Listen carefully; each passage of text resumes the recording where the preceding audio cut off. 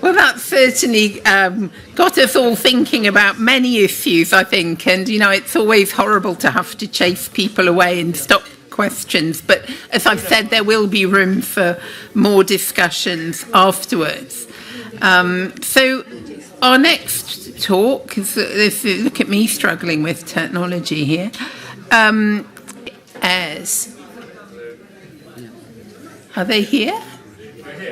Oh, please come on stage. Please come on stage. And I'd like the other one to look at. No, the other one. Eyres. Because he'll introduce him here.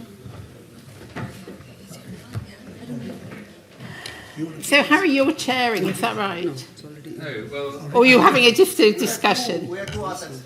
Yeah, you're both authors talking, yes. So just sometimes one of the authors, like in Paul's case, was talking more to the other. So wonderful. We've got two authors here having a discussion. Harry, who's a FT journalist, who's talking about life meaning and influenced by Krishnamurti. And the Horace and Me one. Yes, I remember reading reviews of Horace and Me, big Horace fan here. And Vishwanath Alluri is a tech entrepreneur and business leader. But they're talking today about the Krishnamurti Foundation. We're talking about a book we wrote together, which was published last summer in India, called The Enlightened Manager, which is looking at management in a quite a broad sense through the lens of the thinking of J. Krishnamurti, an Indian thinker, founder of schools and other things, who we both admired very much. And we came together because I'd happened to write an article about Krishnamurti in the Financial Times, which was perhaps an unusual place to find an article about Krishnamurti. And Vish, who's had a very distinguished career as an IT entrepreneur, founding more than one very successful company, but then retiring from that to basically head the Krishnamurti Foundation in India. He read this piece and he sort of liked the way I wrote about Krishnamurti for some reason, and he thought it'd be a good idea to try and do this book together. I didn't have the first inkling about management. I've never managed anybody or anything in my life, and if you talk to my wife, she could expand on that a bit more probably. So I have no idea about management, but Vish does, and we were both quite passionate about Krishnamurti. We thought this would be an interesting thing to do. Very much his idea originally, but it was quite a journey writing the book, which took us to India. The book partly takes the form of a road trip, starting in Hyderabad, where Vish comes from, and ending at Rishi Valley School, the school that one of the several schools that Krishnamurti founded in India. But I won't say too much more about that. I'll hand over to Vish, because Vish is going to sum up the themes of the book. I think there's some slides. Vish, over to you. Thank you. Good afternoon, ladies and gentlemen. I must thank the organizers of the festival for giving this opportunity, especially Nilofer Billimoria and Rahul Singh. My gratitude to you. I think this festival should reflect the spirit of Khushwant Singh. True to that, I think they have given the theme name, Rewilding the Mind, which is my book is about that only. Our book is about rewilding the mind. Because management of people has a lot to do with the management of the mind itself. It's not about management of business. It is not just about management of business. It's about management of life itself. What I want to do, I've got a presentation. I will call it a prompting point, not PowerPoint. PowerPoint has no meaning to me because PowerPoint, there's no power in the points. I just kept a prompting points, 6, 7, 8 slides. I don't want to bore you with all the what I've said there. I'll just run through them. But 2 video clips I kept in the end. I will explain to you what they mean in the perspective of what we understand from the teachings of J. Krishnamurti. 2 video clips and then followed by 1 quote from Friend on the Bench. In the book it's described as Friend on the Bench, not as a guru or anything. It is in his own words, he is called a friend on the bench. That is his own description. In fact, Harry wrote an article, anti-guru.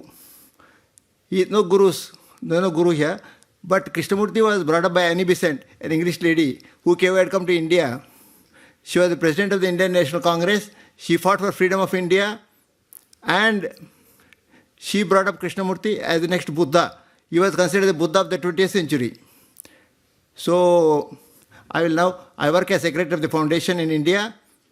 I will quickly run through these slides without talking much. But only 2 video clips I will explain what the perspective is.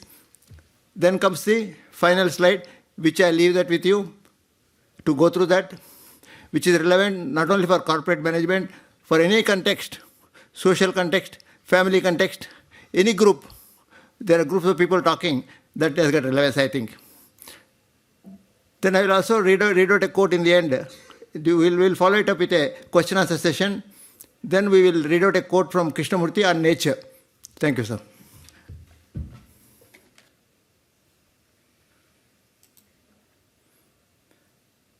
In the art of questioning, there are 2 questions we have to ask: what and why, be it religion or meditation. What is that? What it is and what it is not. Why we do that? We have to ask that question.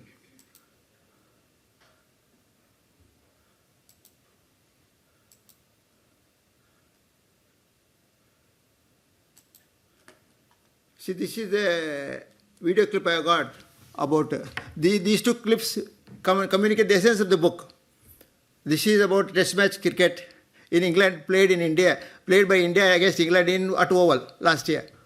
Last year, 5th Test match, India was down by 1-2 in the series. Final Test match, if India were to win, it became 2-all. Otherwise, India would lose the series. This match, final innings, England was set a target of 374. They came close to 367. That is thanks to the dropped catch of Siraj Mohammad at 137 for 3. Harry Brook was dropped. Why he was dropped? What is that I have to say about that? I will just come back to that now.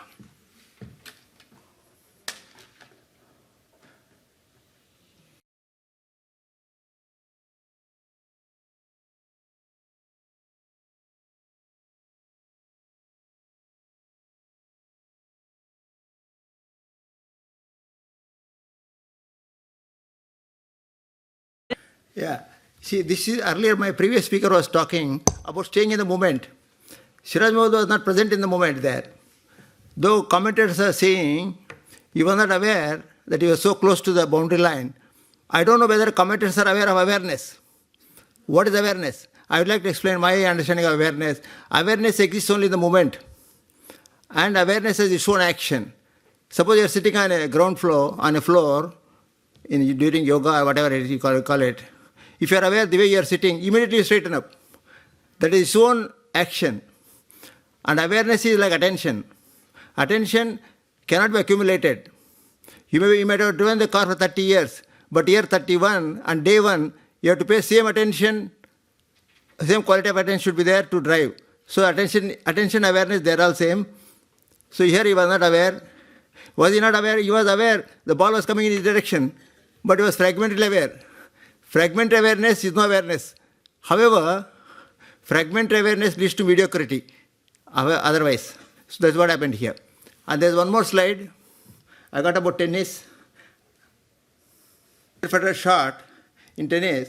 In US Open 2009, the semi-final match against Djokovic. This shot I'll explain to you what it is, what I mean by that, living in the moment.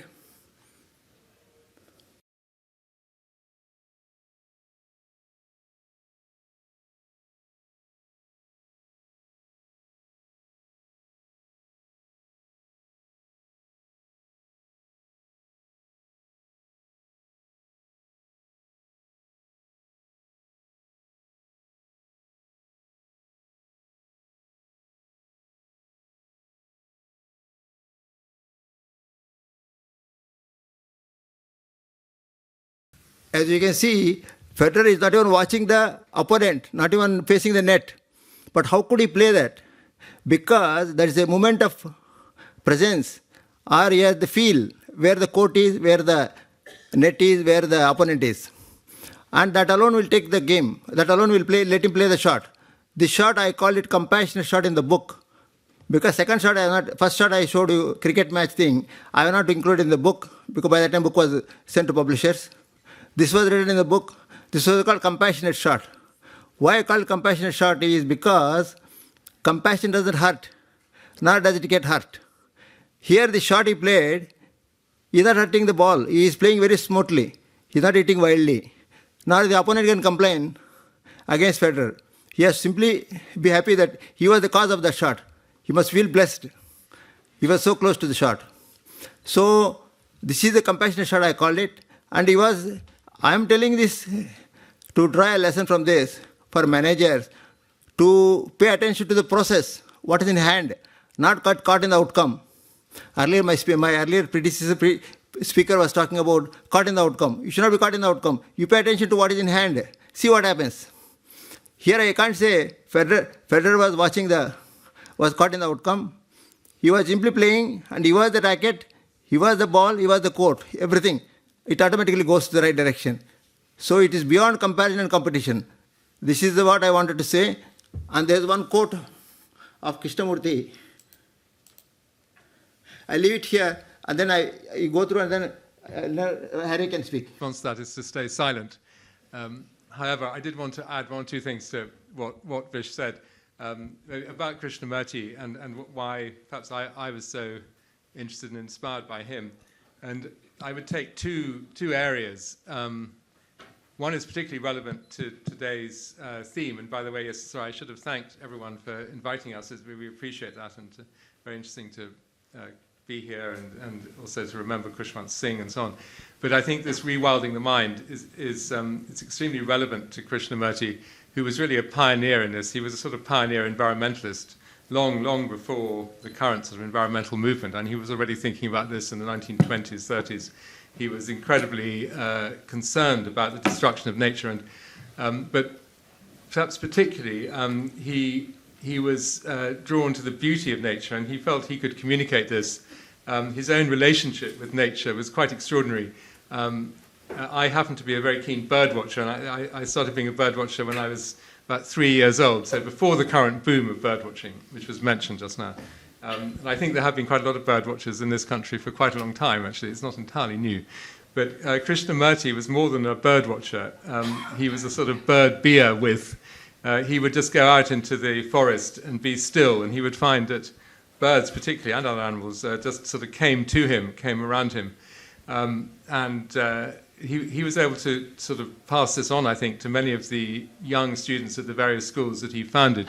And that's still going on at Rishi Valley School, the one I know best, which he bought the land there in the 1920s in Andhra Pradesh, a very beautiful place, but at that time very arid.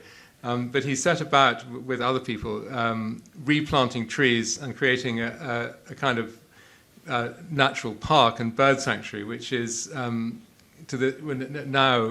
there are probably over 200 species of birds you can find there, and bird watching goes on at the school. And I was there with Vish in August, and I was very privileged to go out early in the morning with a teacher and a lot of young students from the age of 8, I would say, who were incredibly keen bird watchers, and I found this very encouraging. So Krishnamurti, as I say, was a sort of pioneer of this idea of rewilding the mind and of reconnecting with nature. He thought if we weren't connected with nature, we couldn't be connected with anything. And the second thing I wanted to bring up was really connected to that, was education more generally, because clearly that was something that he was particularly concerned with and passionate about as he founded these schools in India. 6 schools in India, also one in England called Brockwood Park, where you can also go and stay in the study centre, and I strongly recommend it, a beautiful place in Hampshire, and a school in California at Ojai.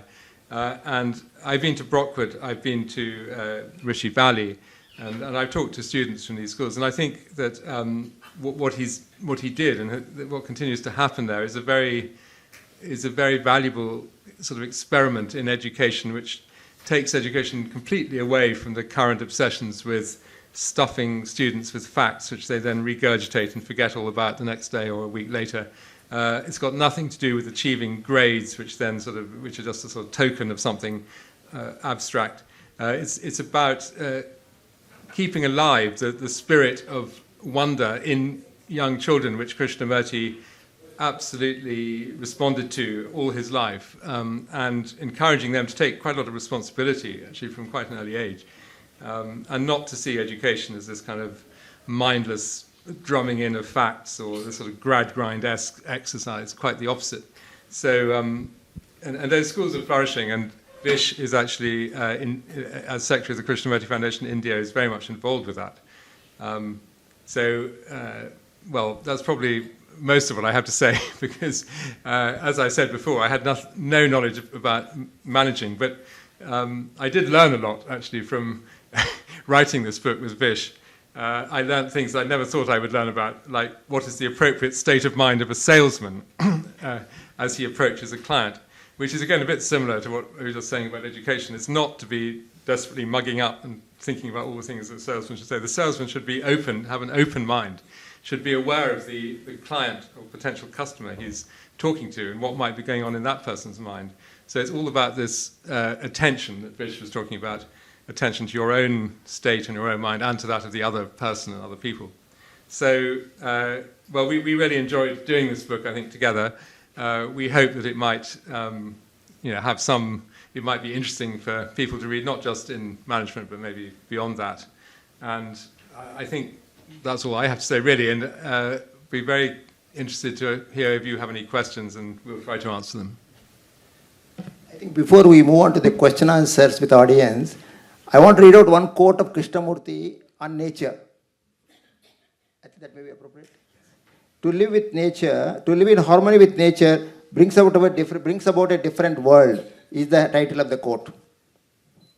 Have you ever woken up in the morning, looked out of the window, or gone out on the terrace, looked at the trees and the spring dawn, live with it, listen to all the sounds, to the whispers, the slight breeze among the leaves, see the light on that leaf, watch the sun coming over the hill, over the meadow, and the dry river, or that animal grazing, and those sheep across the hill. Watch them, look at them with sense of affection and care, that you do not want to hurt a thing. When you have such a communion with the nature, your relationship with another becomes simple, clear, and without conflict. This is the quote. I thought that's appropriate to read in the spirit of this festival. Thank you. So if people have any questions, we are ready to. We have time till 4:15, sir? Yeah.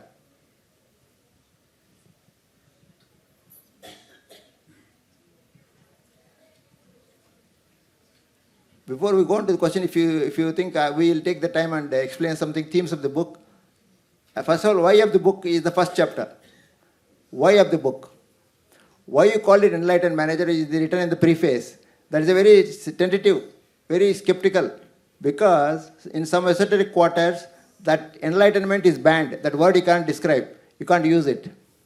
So I was discussing with Harry. We said we'll go with that, because anyway I am an entrepreneur. I take risk of putting my head on the chopping block. That is, enlightenment, the meaning is given as per Collins English Dictionary. Collins English Dictionary, where it talks of rational thought, tolerant of critical inputs, and judgment and all that. So we are using that in that sense. Otherwise, it is very difficult to give the title, but we are given the title, very offensive also. Somebody may come across and tell me, do you mean I am dumb? Maybe, look at yourself. But that is offensive, that even the response is offensive. However, the response of the mind is the conditioning of the mind. That talks of the first one-third of the book talks of the mind, because management is about managing people. Managing people is about understanding their minds. How can you understand their mind unless you understand your own mind? It's the mind in operation, the state of mind. So that deals with that first one-third. Then we have chapters like Roger Federer chapter. We have Kafi Darshan, work-life balance. Kafi Darshan we call it. Darshan is the Indian word. Darshan means viewing. It's something holy, something a holy deity or guru or somebody.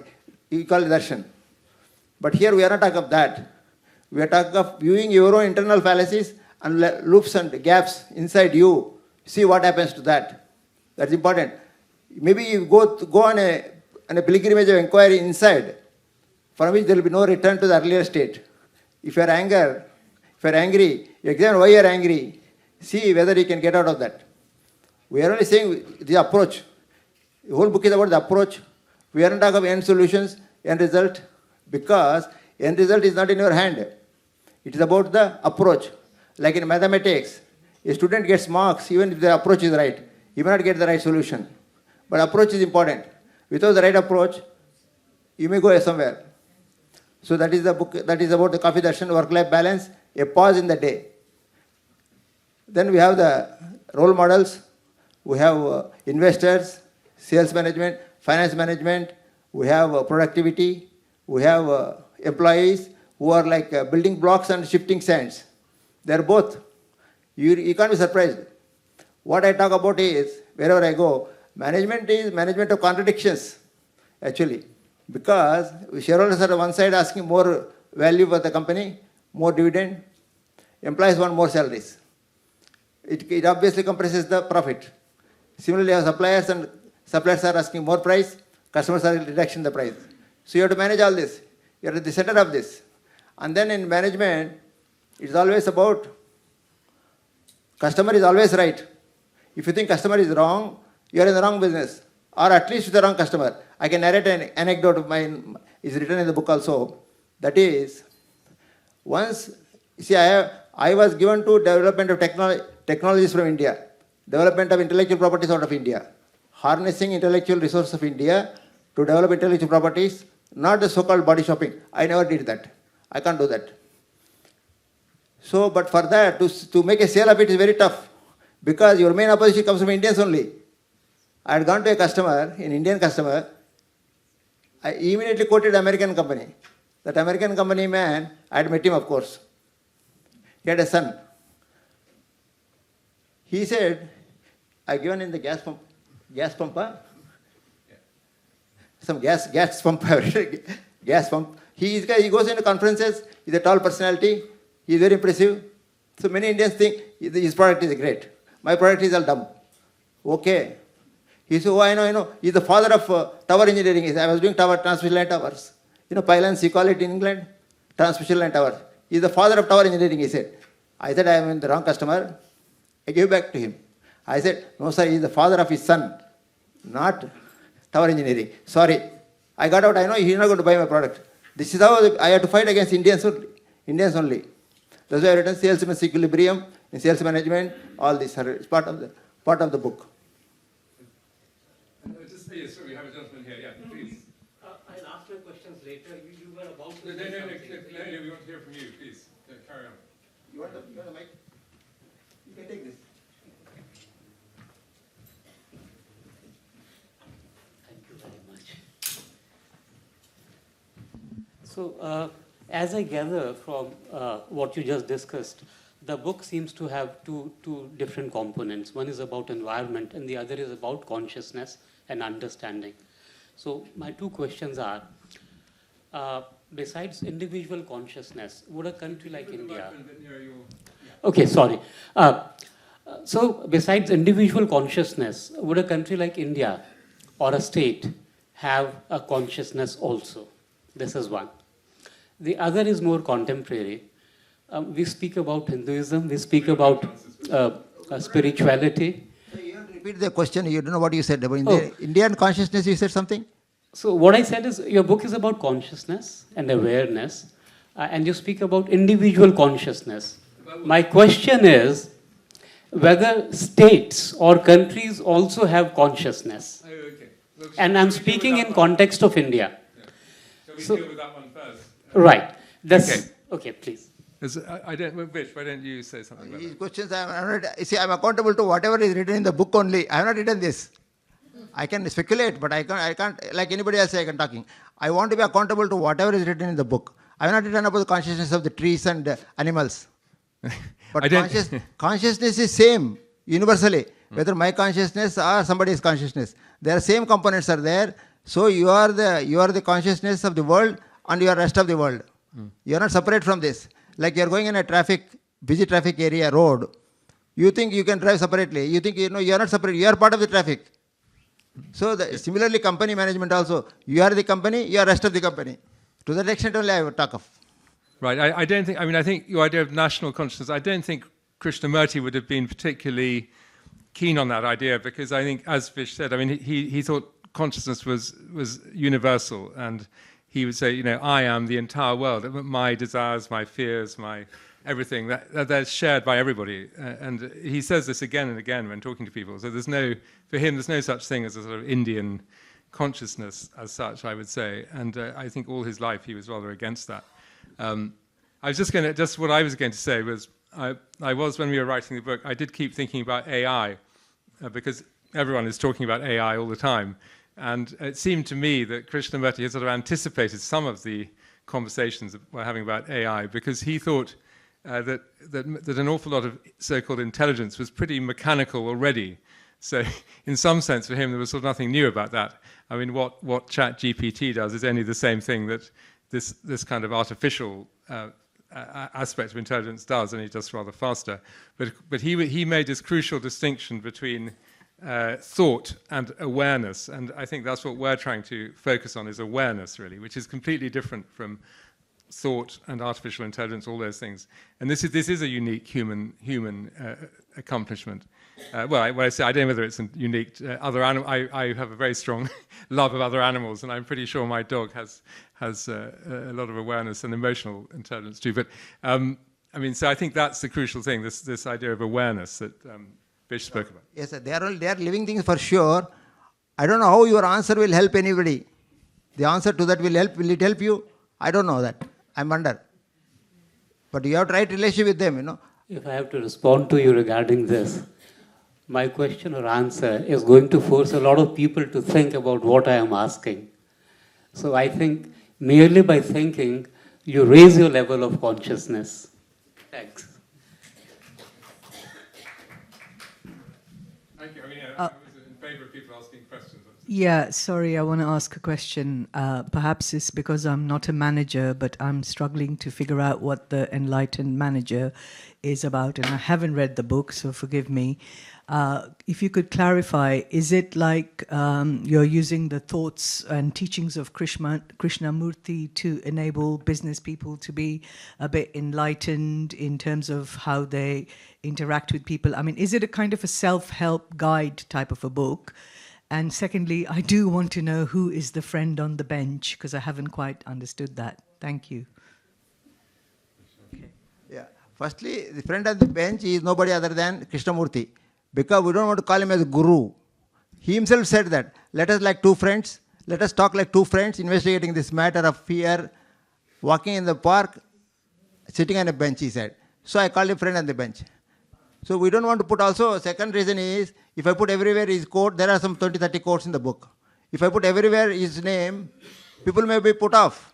They may say, why only Krishnamurti? You can put somebody else. They will give some 100 names. So I don't want to face that kind of a rebuttal. That is number one. Number two, you are asking enlightenment. This is a self-help book. No, it's the self-help. See, I am reminded of a quote. It is not the self-improvement that is important. It is the ending of the self that is important. Self is the cause of the root of the problems in the world. Self and selfishness, self-centered actions, these are the root of what is self? To understand is the big whole of your life you have to spend. So to go through that is important. And I think Krishnamurti sort of exemplified that in his life to an extraordinary way, which I think was sometimes almost quite disconcerting. But he always referred to himself in the third person. And to some extent, he had actually, I think, really gone beyond this idea of the self. And maybe we're all scared of that because we wonder what would happen if we let go of ourselves. Or I think there's a fear in human beings about that. But I think his example shows that if you can do that, what lies beyond that is a sort of infinite compassion and love, which is actually there. It's beyond all that. And I think it does come through. And unfortunately, most of us find that incredibly difficult. But, well, anyway, you try reading the book and see what you think. I should tell that, you see, self, physically we exist. We live both outer world and inner world. We live inner is our mind and thoughts and feelings. Outer is what we do, what we see outside. But there is a relation going on between the two all the time. So they become outer and inner, and both are same. They are not different. Ultimately, inner dimension will overtake the outer, and I think you are referring to you see, physically you exist. Physical existence is important for a bank account, for a passport, for, like in India we call Aadhaar card. identifier card. So that's all right. But beyond that, but we have a psychological construct of ourselves. I'm so-and-so, I'm this, I'm that. That's what causes upset, anger, disappointment. This is where we have to be careful. So psychological self is a construct, is a fiction. It is not real. This is what I feel. But have I really realized it? I can't say that.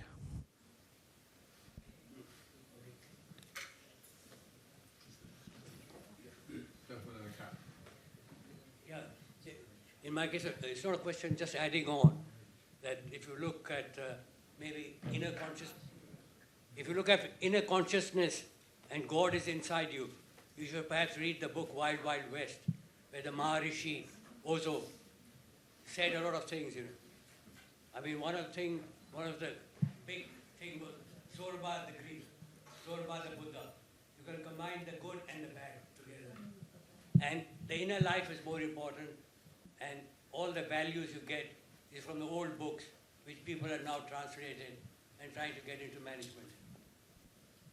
So I don't have a specific question as such, but obviously you got the inspiration from India and the Vedas and the Mahabharata and the Bhagavad Gita, because there are many management consultants who've done the same thing exactly, taken the Bhagavad Gita and old books and translated it into management action.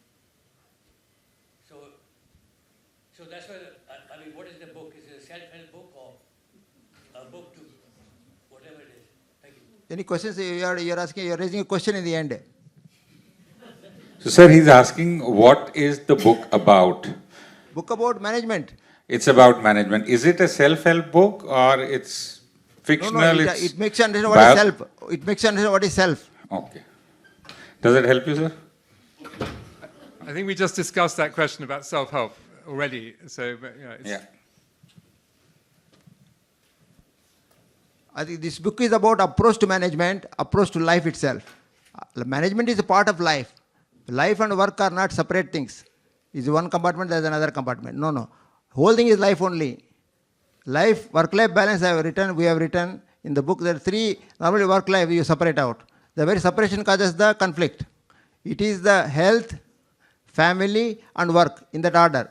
It's not a prescription. You can examine yourself. Unless you are healthy, you can't do well with family. Unless you are doing well there, you can't do well in the work. So, health, family and work. There is the order, natural order. That's what the book talks of. Thanks for that. I just had a quick question. I was very interested about the fact that you actually brought out sport as an example of management. You brought out sport as an example for management. I play sport quite a bit, and there was parts of it that I related to quite well. Every top athlete talks about being in the zone. They talk about being in a meditative state where in their top form, right? But even top athletes lose form.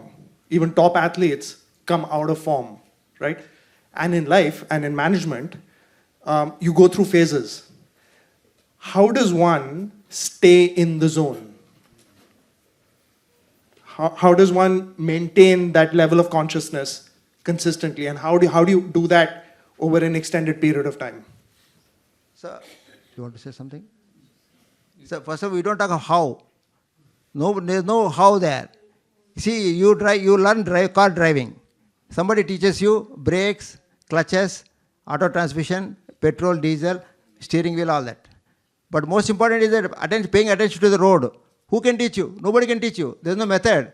Once you have a method, your mind switches to the method and then you don't pay attention. Like cookbook also. If you have feel for the cooking, you will do it. If you pay attention to the cookbook, then the dishes will get burnt out, I think. Yeah, I just sort of want to add something on this. That it's nice you bring out the element about sport. This is partly actually because Vish and I, we didn't know this at the beginning, but we were both incredibly keen tennis players and huge fans of Roger Federer. If anyone has read the book, they'll quickly find out. There's a whole chapter about Roger Federer.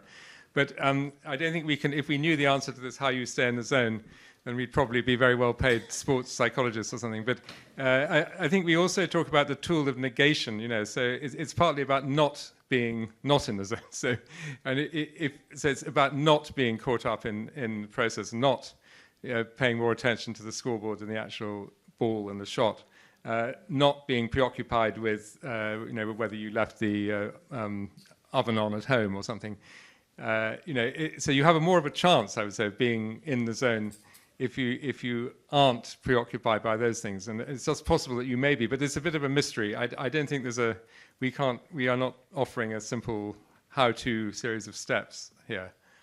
How means a guru is emerge. Guru will emerge. He says, I will tell you how to. Many people are going and prostrating before the gurus. And also awareness is the key. If you are paying attention, you are aware, you are paying attention. If you are not paying attention, you are aware, still you are paying attention. It's like that. But sports is different. It's physical effort is involved. There is a time limit also. They can't be, body will not listen to your requirements all the time. They have to get out at one time. No, the reason why I asked the question is also about management, right? I mean, in management also you go through the peaks and troughs, right? You'll have good days and bad days. What I'm talking about is how do you actually maintain that level of consistency? I told you awareness. You see, I was a tech company founder. I'm not an engineer. I was a chartered accountant. So my journey, somebody told me my journey is based on technical ignorance and business innocence. Not innocence as a child, business innocence. Meaning I do in the morning this one, by evening kya hota? What I get out of it in the end. No. Technical ignorance, but I was aware of it. So I was following my own methods.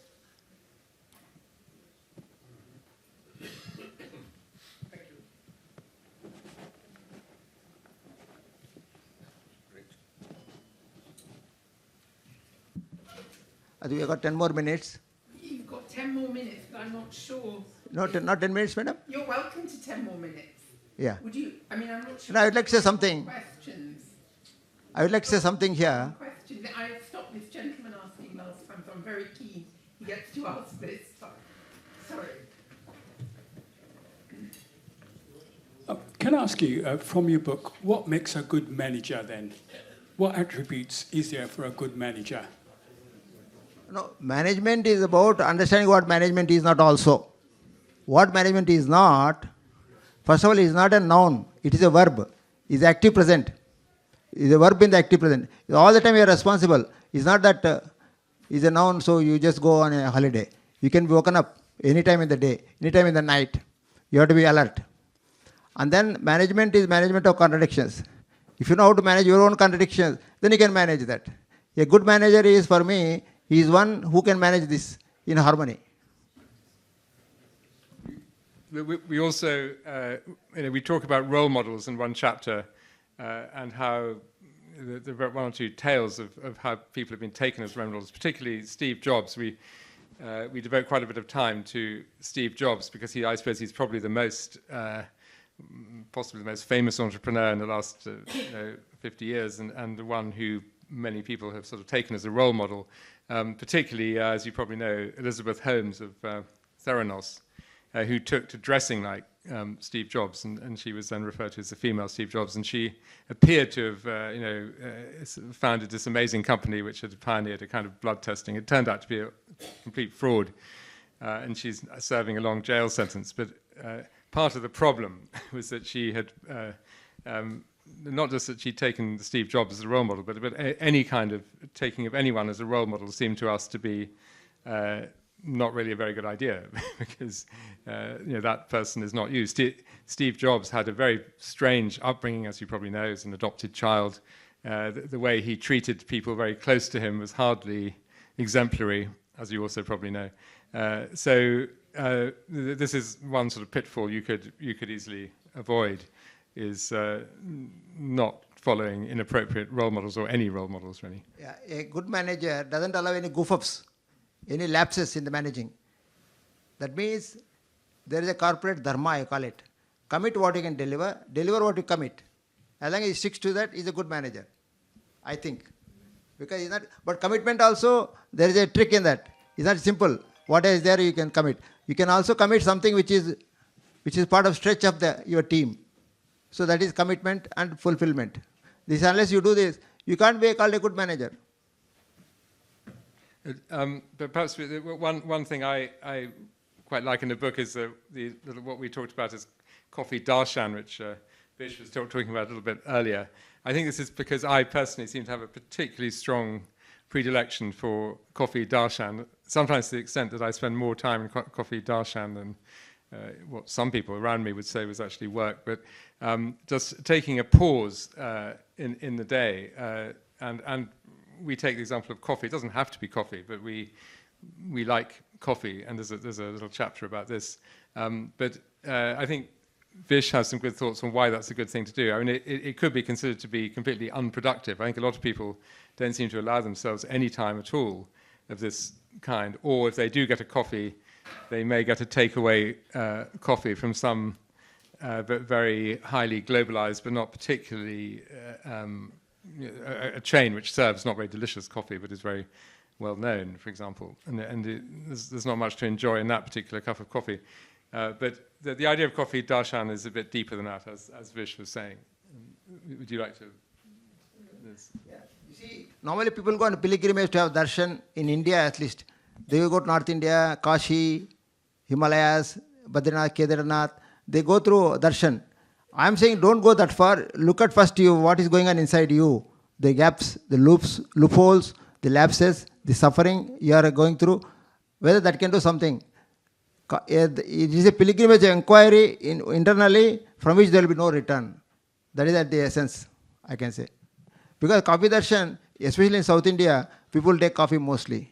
Morning time when they take, they're chit-chatting, freely exchanging their thoughts and feelings. So that is when they cut loose.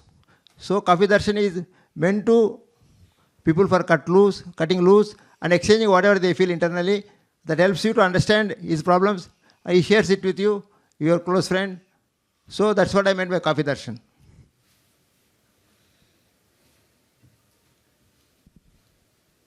I have to say, we also have a few things to say about business schools, which are not entirely complimentary, but maybe this isn't the moment to go into that. But we do question what's sort of going on in business schools and what kind of education they're offering. And our conclusion is rather that it seems to be mainly about networking and things like that. The business schools, from what we could tell, we went to one in Hyderabad, and we've been to others in Bristol and places to talk to students, and it didn't seem to be fostering this kind of awareness we're talking about, and that's a shame, perhaps. And it's far too technical in our view, the kind of education that goes on in business schools. But so far, we haven't had any invitations to talk at Harvard Business School, or I don't think. Not yet, anyway. So I have a small question here. Very short answer expected. In individual opinions, does a good manager have freedom to fail? Sir, opinions, I don't have any. No. My question to you, sir, is, in your own feedback, your opinion, does a good manager have freedom to fail in today's world? Sir, you are asking how to adjust to the world, how to join the rat race. I don't think. You are asking short answer. When it's a short answer, no, I'll say. Fair. Yourself? No, but you see, I stuck to certain values in life.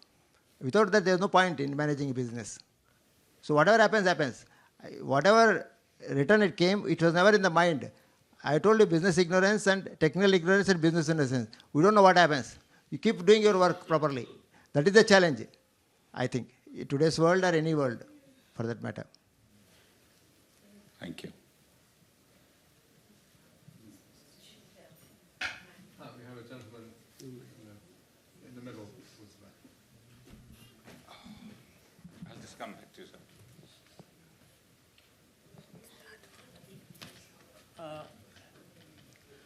I have a certain amount of confusion about why we are talking about the enlightened manager as opposed to the enlightened person. What is specially relevant, as far as Krishnamurti is concerned, to the management situation as opposed to just human life?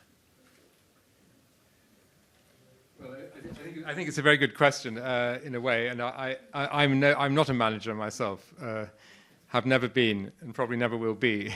But I think that the insights here are indeed relevant to life in general.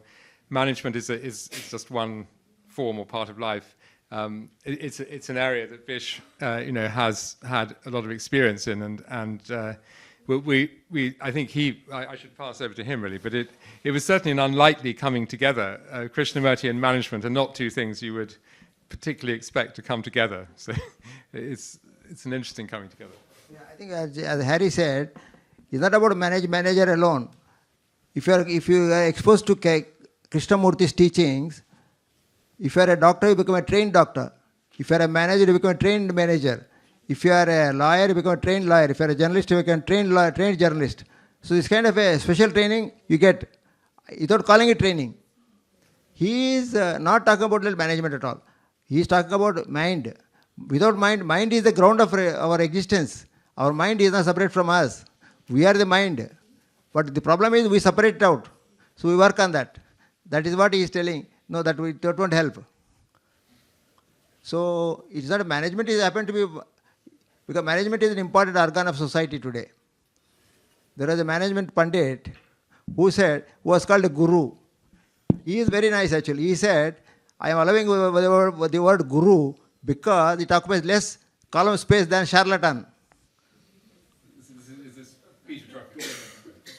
Okay, I've got one question which I don't think I understood properly. When you had the Federer shot that you're talking about, when he hit that shot, that was more of instinct rather than management of some sort. Yeah, he's probably practiced it a few thousand times, but that was instinct.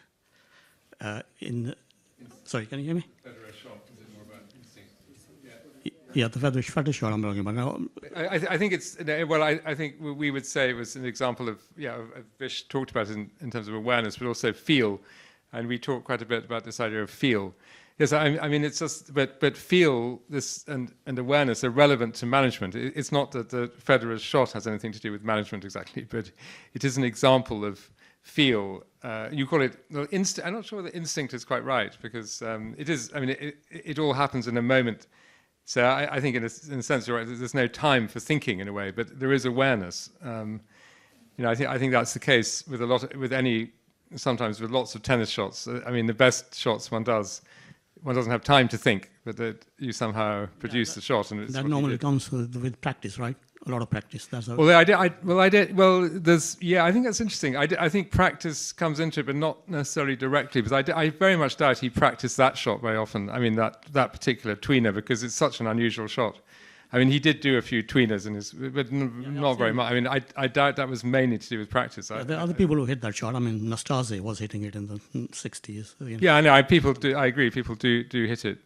So he may have practiced it a few times. That's true. But I think it's about feel, really. That's what we call the feel, which does come into management. Although it's not something that gets talked about in the management training books or the business school books, but. So this is where those two things come together, the idea of the feel. Okay, yeah, thanks. So on a lighter note, I think the cameraman should be appreciated as well. He captured it well. Yes. Well, thank you to our two speakers and to all of you who asked questions. And we've now got a break for half an hour, then we meet here again. But one thing I'd like to flag up for your attention is, I'm not sure all of you are aware, there's a music programme this evening here at 6:45 to 7:30 called The Sufi's Nightingale with Sarabpreet Singh and Eyres Singh. So please, if you're not rushing off, do stay around for that. But meanwhile, we have a half an hour break, and then we'll meet here again for our last two sessions of the afternoon. Thank you again to us. Thank you all for being present here. I must thank Madam for the opportunity. Thank you. Are these either for either? Yeah.